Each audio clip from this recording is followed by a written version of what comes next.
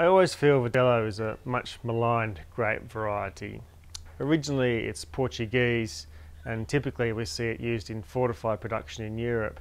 But in Australia we really revere the variety for its ability to hold acid in warm climates and for those really rich, punchy tropical fruit characters that it produces.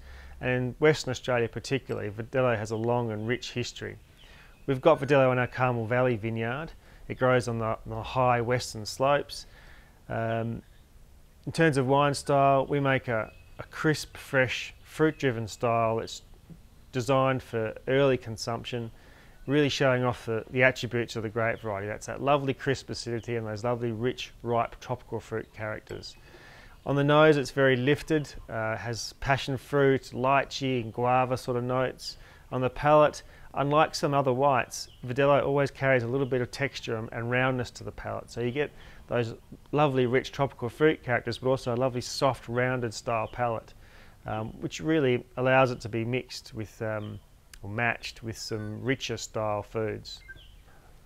I always feel there are three major decisions when it comes to the production of Verdelho. The first is the harvest date. We know it reaches flavour ripeness at quite a high bome, and the game we always play is when to pick.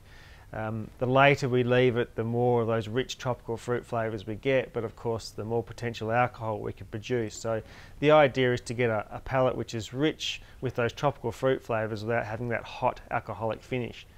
Once we've made that decision and we've got the grapes to the winery, I think the second major decision is how hard to press. Verdelho has a very thick skin, and it's very easy to extract those dry, bitter phenolics from the skin.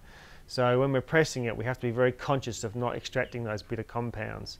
And again, it's a game of chicken. You want as much juice as you can, but without extracting any of those bitter compounds.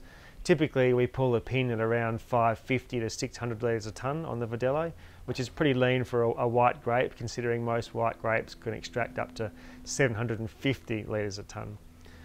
I think the third major decision in the winery with Verdelho is acidity. It naturally has quite a soft, rounded palate, and if we're too gung-ho with acid additions, we end up countering that natural characteristic, which I don't think is a great thing for the wine balance. So we try and make sure that there's enough acid in this wine for the palate to finish dry and crisp without compromising those soft, rounded fruit flavours.